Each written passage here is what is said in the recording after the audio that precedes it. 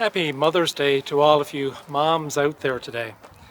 This may seem like an interesting place to do a Mother's Day message from.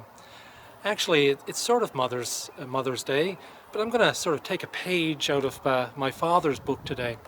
My father was a long-time clergy, and he didn't really get the Mother's Day, Father's Day thing. He wasn't a curmudgeon. He didn't outright reject it. I mean, he liked to get his cards and all of those things. But when it came time to preaching about it from his pulpit, he was more inclined to somehow come into the middle. He rather wanted to focus on family. And I think my dad was onto something, and that's what brings us here today. You see, families look different. And it's places like this that have a lot to teach us about what family really looks like and what family can be. If you happen to attend an open meeting at this place on a given night, you find all kinds of people that meet here.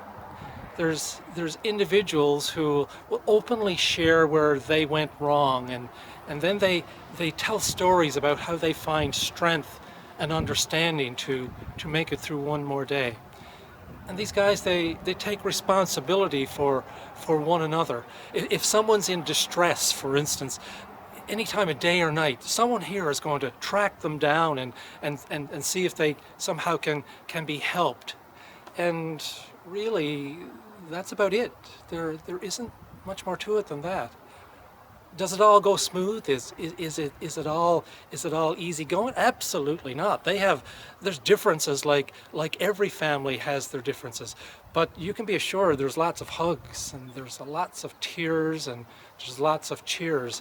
And in the midst of that, there's healings that take place. There's miracles that happen, and lives that are saved. Doesn't that somehow sound something familiar to you? Like maybe that's what the church is about?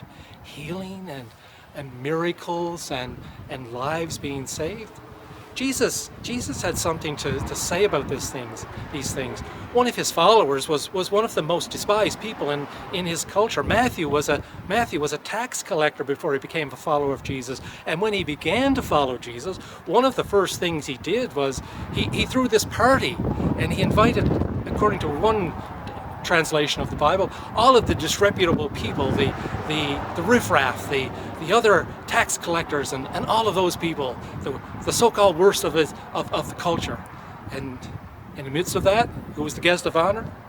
There was Jesus, right in the midst of all things.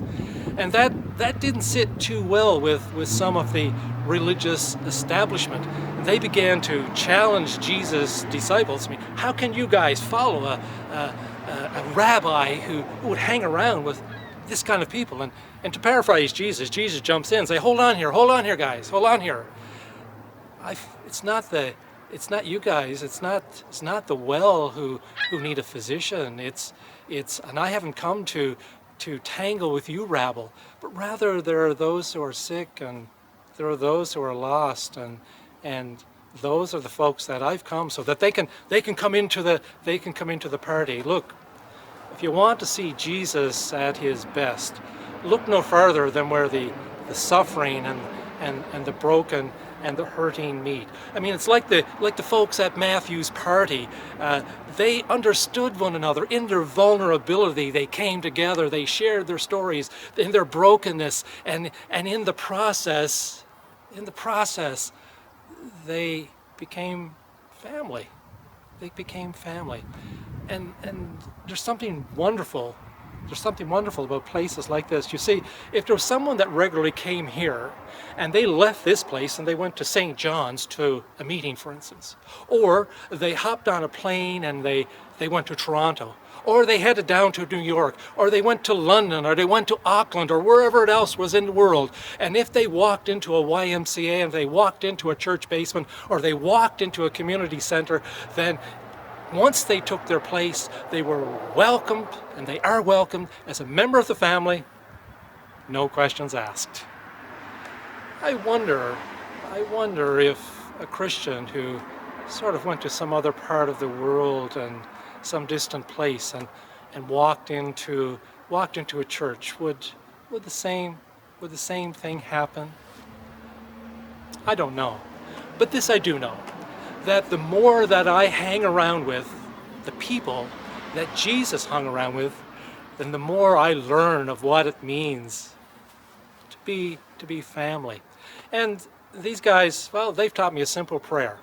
A prayer that teaches me how to live my faith, a prayer that teaches me how to do the things I do, to be a better dad, to be a better husband, to learn what it means to follow others. It goes like this. God grant me the serenity to accept the things I cannot change, the courage to change the things I can, and the wisdom to know the difference.